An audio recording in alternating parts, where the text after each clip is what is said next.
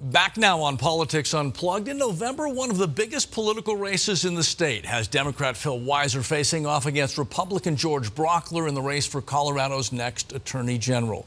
Today, we welcome Republican candidate Attorney General George Brauchler. But before we get started, we want to point out that we did invite Mr. Weiser to join us today, but a scheduling conflict prevented his appearance. We will ask him to join us sometime here in the near future. But let's turn to George Brauchler right now. It's your moment.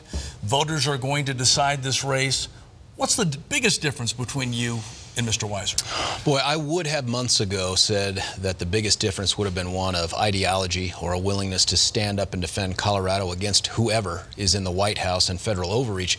But really what has come to surface as of late is straight up qualifications and experience. And when I say that, what I mean is I am the only candidate in this race who has not only ever set foot in a courtroom for something other than a tour or a traffic ticket, I'm the only candidate in this race who has ever practiced any kind of Colorado law anywhere in the state of Colorado. And that's a shocking thing to say, but that is what has come out of the campaign thus far. We know what your job is as the district attorney in the 18th Judicial.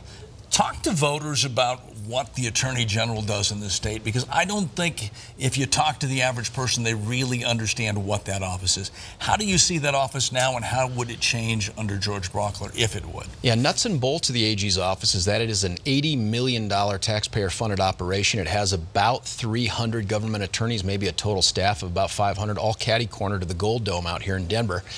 And it represents every single aspect of state government, legislature excluded.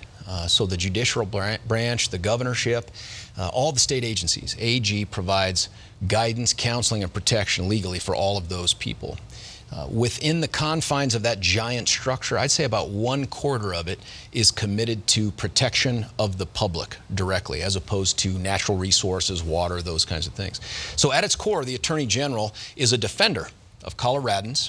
It is a protector of our state, and it is a guardian of our laws and our Constitution. And my entire adult life I have spent as a defender, a protector, and a guardian. This election is going to be a very interesting election on a number of fronts. It's a midterm election. They've talked about possibly a blue wave coming out against Republicans and Trump. We know historically in Colorado, the Republicans are going to vote for you. The Democrats are going to vote for Mr. Weiser. Some of them. The independents may decide this race. How do you see it shaking out? Let me be crystal clear. Independents will decide this race. There is no question about it. They're the fastest growing part of the electorate. 5 years ago, we had 8 majority unaffiliated counties. Today, we have 20, the largest of which I believe is Weld County. They're the fastest growing part of the electorate in places like El Paso, Arapahoe, Jeffco.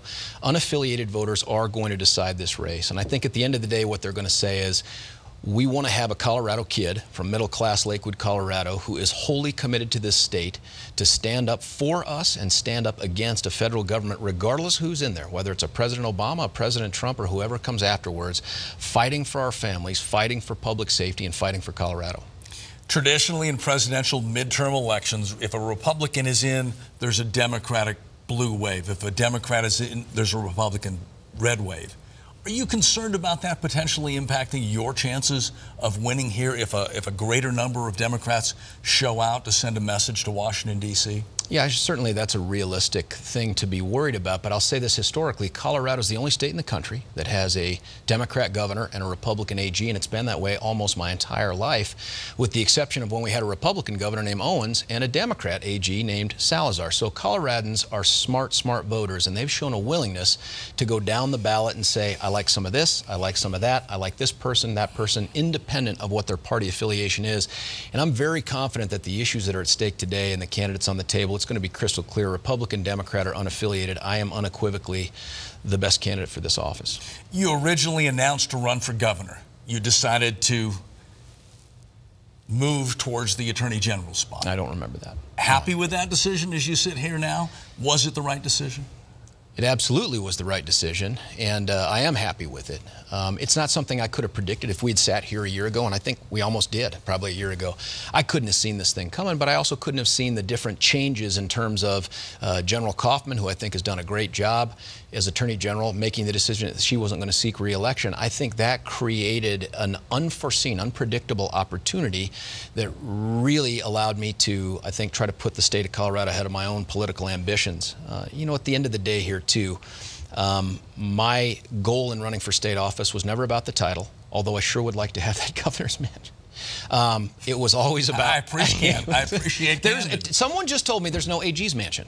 Are you kidding? No, there's no AG's mansion. Change your mind? No, it's too late. You can unplug on Unplugged. It's too late now. But I'll say this. Look, I obviously want to have a Republican governor for this state. And if we do, you'd love to have a Republican attorney general there to make sure that what they're doing passes legal muster, because you know they're going to back up a truckload of lawsuits to try to stop them. But if we are destined to have a Governor Polis, and we may be, then I think Colorado wants to have that balance. And Colorado is going to insist on having a Republican Attorney General so that we've never been all one thing or the other, Tony. We've never been all Democrat or all Republican. We have always been that great Colorado of independence, liberty, freedom, and balance. And I think that's what's going to happen in this election. We have a minute left. I'd like to switch gears. You're very used to having major cases in your community, obviously the Aurora Theater. Yep. We've watched what's unfolded this week in Weld County.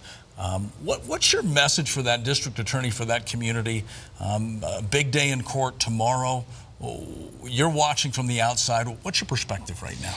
Well, I think first off what people ought to know, because Weld County is a little bit outside the metro area, they may not have heard of Michael Rourke before, but this guy is a top shelf district attorney. This guy has done huge cases over a long career, as long as mine.